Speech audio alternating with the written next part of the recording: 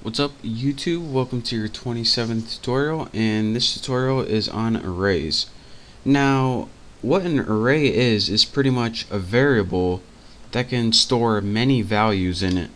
So it's useful when you want to have a variable that has a bunch of related information. And the thing about an array is that it can only store values of the same data type. So if you want to store a string and an integer in the same array, you can't do that. So the easiest way to explain what an array is just to build it and show you guys how it works and what it does. So I'm going to do just that. The syntax for creating an array is simply, first thing you have to type in is what type of array you want to create.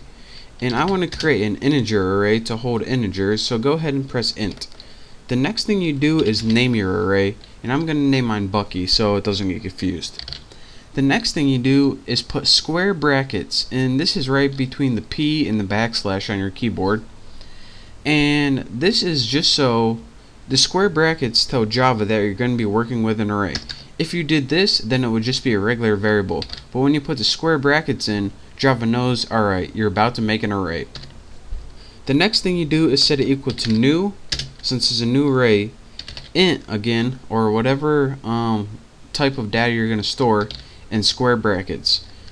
The only thing different is, inside the second square brackets, you need to put a number in there. And this number indicates how many values or how many variables you're going to store in your single array. So I'm going to store 10 variables or 10 values, and if you don't know exactly what's going on, I'll show you right now. So now we created an array and it's named Bucky, and I told you guys that you can store 10 values in this single array named Bucky. And you're saying, alright, how do I do that? Well, since we created a variable, or excuse me, an array named Bucky, we have something called indexes for that array. And each index allows us to store a separate value. And those indexes begin with 0 and go all the way to 9. And again, your computer's kind of weird because even though you made 10 elements, it doesn't start 1 and then go to 10. It actually starts 0 to 9 because your computer loves to start counting at 0 for some reason.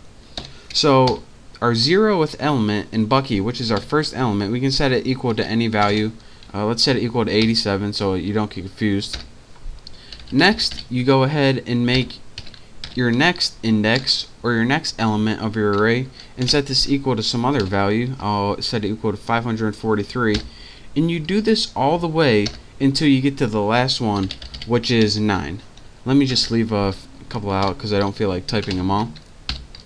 And now, once you did all of this and you set all your elements of your array equal to value, you can use those elements in your array, and I'll show you how to use them.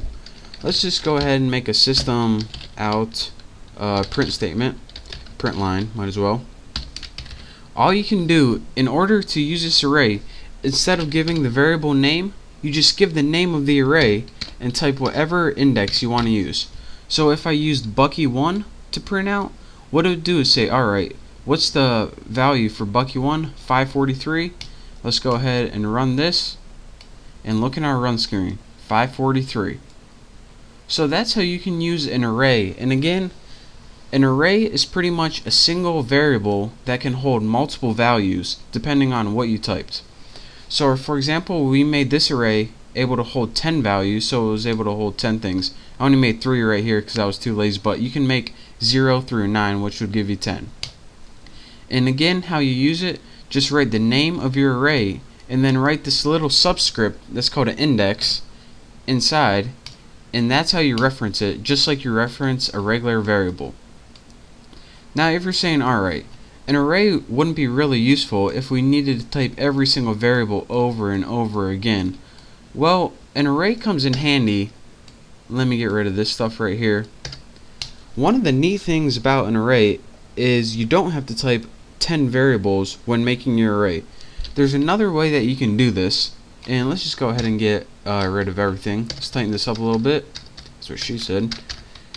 Another thing you can do is make something called an array initializer. And what this does is it initializes all your arrays without having to type the array name, subscript value, array 1 subscript value, array 2 subscript value, blah, blah, blah. It gets hard to even say. So here's how you make an array initializer. Go ahead and type what type of array you want, Bucky, and again don't forget to square bracket so it knows we're working with array.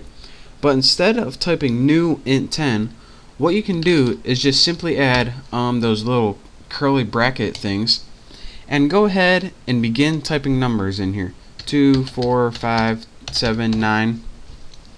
And what this does is instead of having to tell your array how many values you want to store in it, it automatically counts how many values you put in and assigns a subscript to each one of those.